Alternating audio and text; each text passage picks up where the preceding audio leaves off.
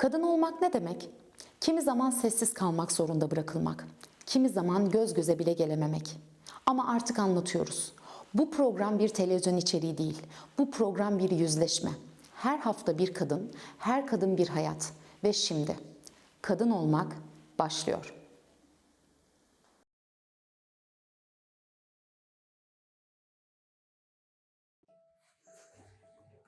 Ben Feride, 30 yaşındayım. Adana'nın kenar mahallelerinden birinde büyüdüm. 4 aileli bir çocuğun en büyük kızıyım. Annem hayatı boyunca hep konuşmamayı öğrenmiş bir kadındı. Susmayı öğrenmiş. Babamsa erkek konuşur, kadın susar diyen bir adamdı. İlkokula geçtiğimde sınıf birincisiydim.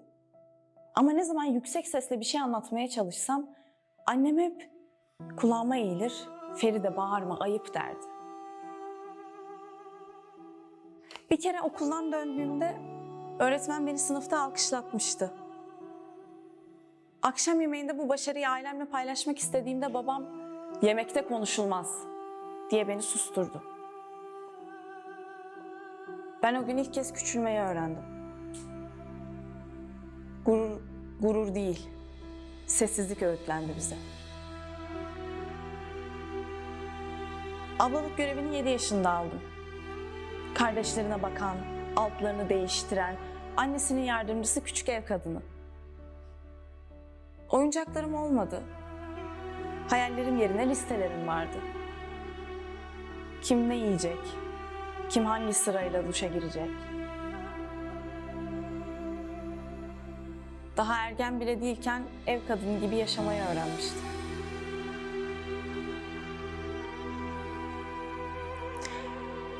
Liseye geçtiğimde saçlarımı örmek istedim. Babam kız kısmı kendini göstermez dedi. Kardeşim gezmeye çıktığında ben mutfağa kapanıyordum. İçimde sürekli büyüyen bir kırgınlık vardı ama dışa vuramıyordum. Çünkü annem de kulağıma eğilip bana şey derdi: "İdare et kızım, baban öyle biridir." Ama içimde sürekli bir ses bana şunu söylüyordu: "Senin sesin kimseyi ilgilendirmez." Üniversiteye gitmek istedim. Kazandım.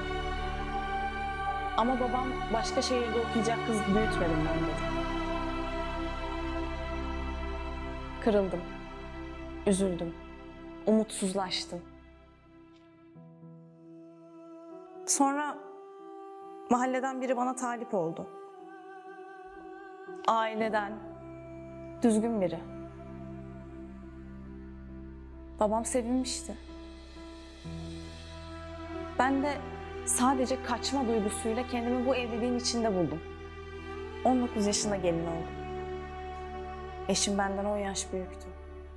Sessiz, ağırbaşlı ama o da evinde konuşmayan kadın isterdi.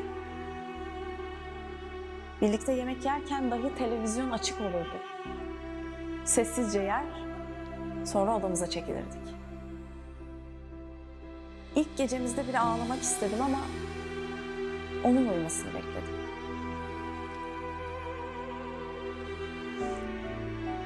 Evliliğin içinde görünmezdim. Her şey düzenliydi ama hissizdi. İlk çocuğumu 26 yaşında doğurdum. Eşim iyi bir babaydı ama kötü bir eş değildi.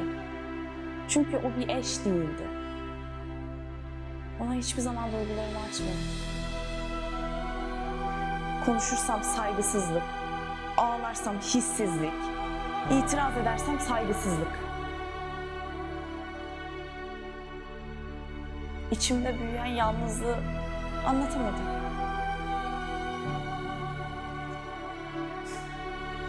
Gece herkes uyuduktan sonra salonda oturup ağlardım.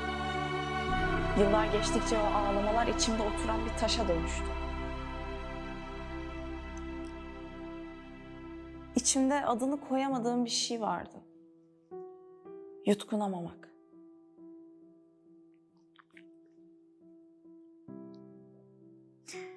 Bir sabah uyandığımda aynaya baktım. Kendime dedim ki ben Feride'yim. Ama ben kimim? O kadar yabancı bir soruydu ki. Bir insanın kendi adı nasıl bu kadar yabancı gelebilir? Terapiye gitmek istedim ama eşime söylemedim. Çünkü o sadece fiziksel sağlıkla ilgilenirdi. Ben de bu yüzden gizlice psikolojik destek almaya başladım.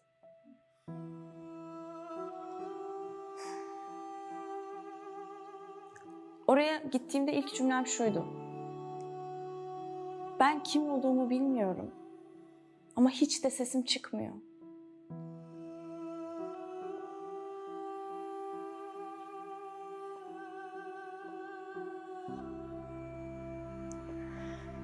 Terapiye başladıktan sonra kendim için küçük küçük adımlar atmaya başladım.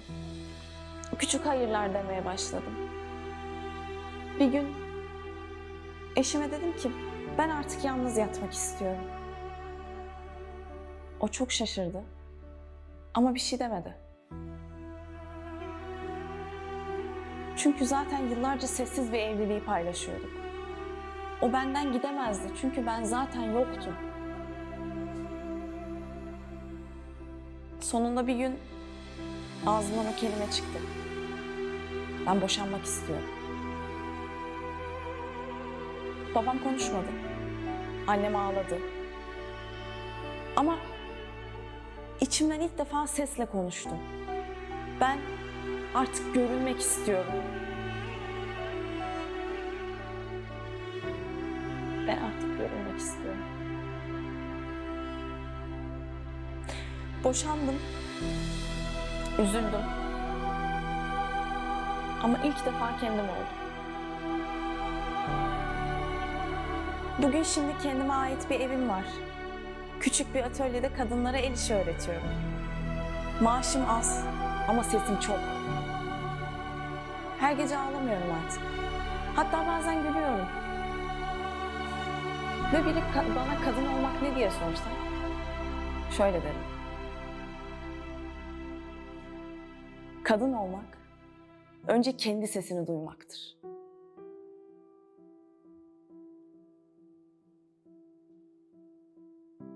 Korkusuz ve özgürce.